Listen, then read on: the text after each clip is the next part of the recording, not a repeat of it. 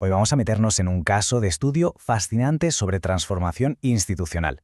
Y la pregunta es, ¿cómo se pone orden en un caos que ni siquiera parece un caos, uno que funciona o que parece que funciona en silencio? Para entender todo lo que vamos a ver, hay que partir de esta idea que es brutal. El verdadero poder no está en decidir, sino en estructurar cómo se decide. O sea, la clave no es quién da el martillazo final y toma la decisión. No. El poder de verdad está en diseñar las reglas del juego, en cómo se llega a esa decisión. Ahí está la madre del cordero. Venga, vamos a la parte 1, gobernar lo ingobernable. Lo primero es entender bien el problema. Y ojo, porque no hablamos de una crisis de esas que salen en los periódicos, no.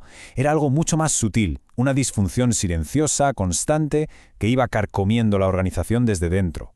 Nos vamos a México, año 2004, a la agencia tributaria, el SAT. Y aquí viene lo interesante. La institución no es que estuviera fracasando estrepitosamente, para nada. De hecho, estaba hasta los topes de gente muy buena, muy competente. El problema era otro, era más de fondo. La organización sencillamente era ingobernable. Fijaos en esta tabla, que lo explica de maravilla. Por un lado tenías los proyectos individuales, que si los mirabas uno a uno, pues oye, tenían todo el sentido del mundo. Estaban bien. Pero claro, cuando dabas un paso atrás y mirabas el conjunto, era un caos.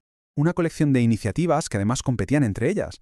Y esto creaba una dinámica perversa. El éxito era de un departamento, era local. Qué buenos somos en mi equipo. Pero el fracaso era colectivo, se diluía, era culpa del sistema. Nadie era responsable del desorden general. Y claro, todo este desorden tenía un coste muy real, pero que no salía en ninguna auditoría, era invisible. Hablamos de proyectos que se comían recursos y nunca acababan, de equipos quemados, agotados, sin ver resultados, de tomar las mismas decisiones una y otra vez porque no había memoria institucional. O sea, la organización estaba pagando constantemente por aprender lecciones que, en teoría, ya sabía. Vale, llegamos a la parte 2. Ante este panorama, ¿qué se hizo? Pues la solución no fue la típica de vamos a fichar a un superjefe o vamos a contratar a más gente. No, fue algo mucho más profundo, más radical. Se propuso una nueva arquitectura.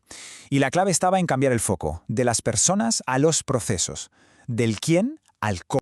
Para entender el cambio, veamos cómo se funcionaba antes.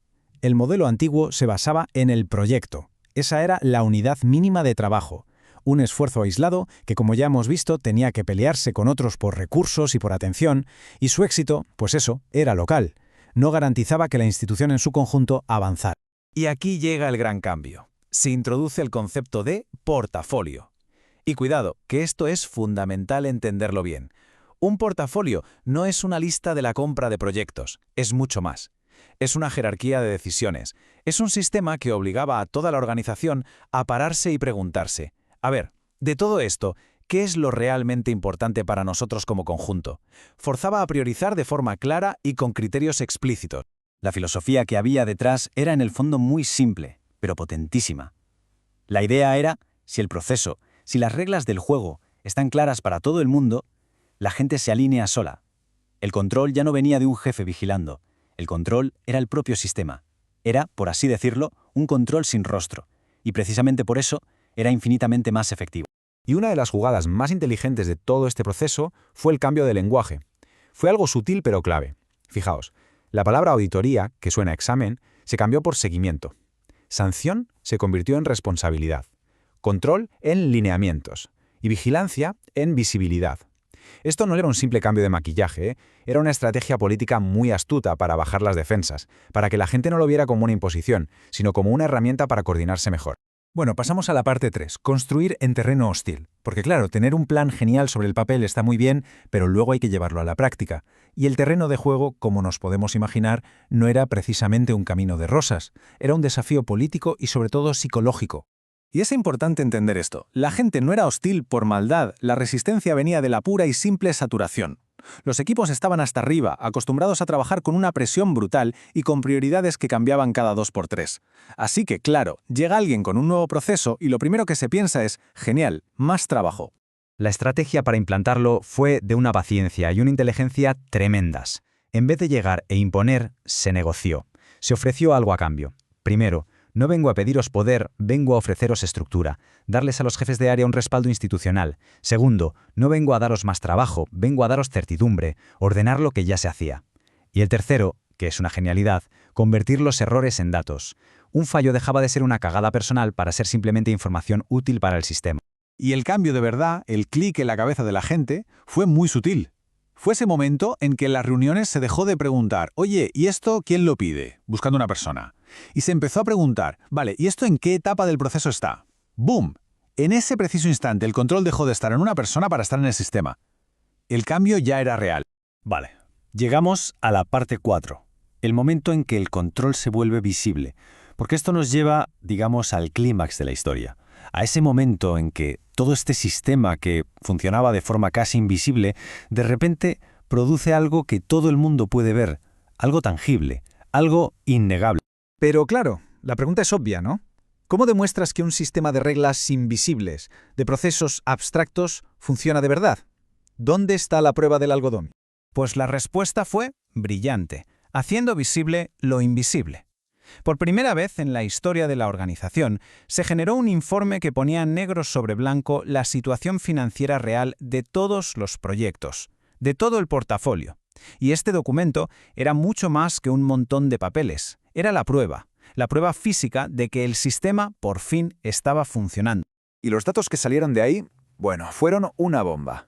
De repente, la cúpula directiva podía ver en un simple gráfico que solo la mitad de los proyectos estaban bien desde el punto de vista financiero, que un 18% estaban funcionando sin tener el coste total autorizado, que otro 16% necesitaba una explicación urgente. Era la primera vez que el caos dejaba de ser una sensación para tener números, cifras concretas. Y aquí, otra vez, la clave. El objetivo del informe no era buscar culpables. No era una caza de brujas para señalar con el dedo. Simplemente identificaba desalineaciones, desajustes. Y con esa información el control dejó de ser una palabra abstracta y se convirtió en una herramienta real, operativa, para que los de arriba tomaran mejores decisiones. Muy bien, pero todo esto tiene un precio.